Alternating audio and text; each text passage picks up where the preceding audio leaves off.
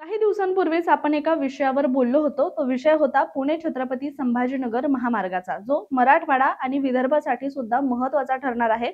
पण सध्या याच विषयामुळे मोठा वाद निर्माण झाला असून या नव्या महामार्गाचा मॅप प्रसिद्ध होण्याआधीच व्हायरल होत असून ज्या भागातून हा महामार्ग जातोय त्या भागातील जमीन खरेदी करण्यासाठी पुणे मुंबईतील व्यावसायिक आणि शहरातील बड्या श्रीमंतांची लगबग सुरू झाली आहे.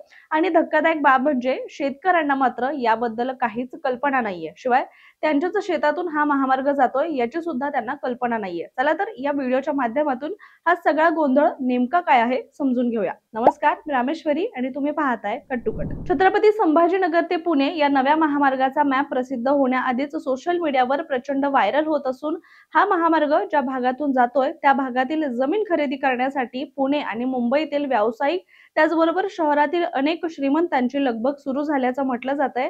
मात्र एकीकडे हा सगळा गोंधळ सुरू असताना दुसरीकडे मात्र शेतकऱ्यांना या कशाबद्दलच काहीच कल्पना नाहीये.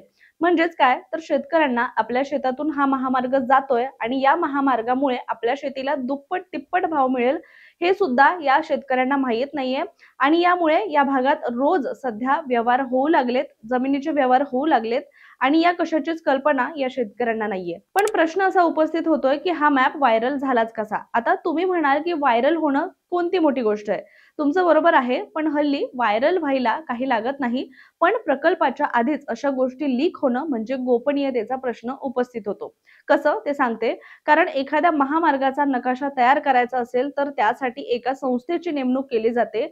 तर साहजिक आहे की त्या एजन्सीकडे तो नकाशा असतो. त्यानंतर संबंधित विभागाकडे तो नकाशा देण्यात येतो आणि तिथून नॅशनल हायवे विभागाकडे हा नकाशा पाठवला जातो. याशिवाय MSIDC कडे सुद्धा हा नकाशा दिला जातो.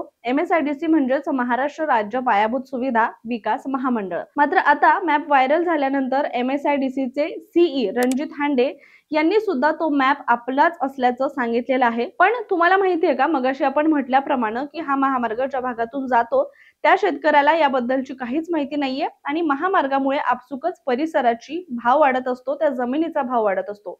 पण मुळातच छत्रपती संभाजीनगर जिल्ह्यात आधीच जमिनीला सोन्याचा भाव आलाय. त्यात या महामार्गाची शेतकऱ्यांना माहिती नसताना तिथल्या जमिनी घेऊन महामार्गातून कोट्यावधी रुपये कमवण्यासाठी अनेक लोक आता तिथे सक्रिय झाल्याचं दिसतंय आणि अनेक ब्रोकर सुद्धा या परिसरात जमिनीचे व्यवहार करण्यासाठी ऍक्टिव्ह झाल्याचं दिसून येत आहे. आता ज्या महामार्गाची एवढी चर्चा होतीये आणि ज्या भोवती हा इतका सगळा वाद निर्माण झालाय त्याबद्दलचा सविस्तर व्हिडिओ आपण आपल्या चॅनलवर केलेला आहे, त्यामुळे तो तुम्ही नक्की जाऊन बघा.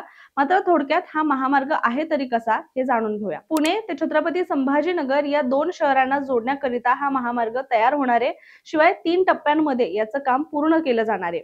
पहिल्या टप्प्यासाठी निविदा निघाली असून हा महामार्ग पूर्ण झाल्यानंतर छत्रपती संभाजीनगर ते पुणे यासाठी आता प्रवासासाठी सध्या आपल्याला साधारण 8 ते 9 तास लागतात किंवा कधी कधी ट्रॅफिकमुळे 10 तास सुद्धा लागतात. मात्र हा वेळ महामार्ग पूर्ण झाल्यानंतर फक्त 3 तासावर येणार आहे. त्यामुळे या भागात प्रवास करणाऱ्या नागरिकांना या महामार्गाचा अतिशय फायदा होणार आणि अतिशय सोयीस्कर ठरणार आहे. त्याचबरोबर महाराष्ट्र राज्य पायाभूत सुविधा विकास महामंडळ म्हणजेच MSIDC तर्फे पुणे ते छत्रपती संभाजीनगर या नव्या एक्सप्रेसवेचं काम केलं जातंय. शासनानं 19 सप्टेंबर 2024 रोजी अध्यादेश जारी करून हा प्रकल्प या महामंडळाकडे सोपवला होता. शिवाय या महामार्गाची एकूण लांबी सुमारे 246 किलोमीटर असून यासाठी अंदाजे 2520 हेक्टर जमीन संपादित करण्यात आली आहे. तर या संपूर्ण प्रकल्पाचा अंदाजे खर्च हा सुमारे 22,400 कोटी रुपये इतका असणार आहे. शिवाय केंद्र आणि राज्य सरकार या दोघांचं सुद्धा या प्रकल्पाला आर्थिक पाठबळ आहे. केंद्रीय मंत्री नितीन गडकरी यांनी पुणे ते छत्रपती संभाजीनगर या दरम्यानचा प्रवास वेगवान व्हावा या हेतून 2019 साली महत्वाकांक्षी महामार्ग प्रकल्पाची घोषणा केली होती. मात्र त्यानंतर काही काळ हा महामार्ग रखडून राहिला होता. परंतु पुण्याच्या वाघोली परिसरातील दिवसेंदिवस वाढती ट्रॅफिक पाहता याच्या कामाला वेग आला होता. हा महामार्ग पूर्ण झाल्यानंतर पुणे, मराठवाडा, विदर्भ हा सगळा जो पट्टा आहे तो एका साखळीत येईल आणि याचा सकारात्मक विचार केला असता याचा सर्वाधिक फायदा हा पुणे, अहिल्यानगर, छत्रपती संभाजीनगर या 3 जिल्ह्यातील कृषी, उद्योग, शिक्षणाला सुद्धा चालना देणारा ठरेल. 2027 पर्यंत या महामार्गाच्या पहिल्या टप्प्याचं काम पूर्ण करण्याचं उद्दिष्ट आहे असं सुद्धा सांगितलं जात आहे.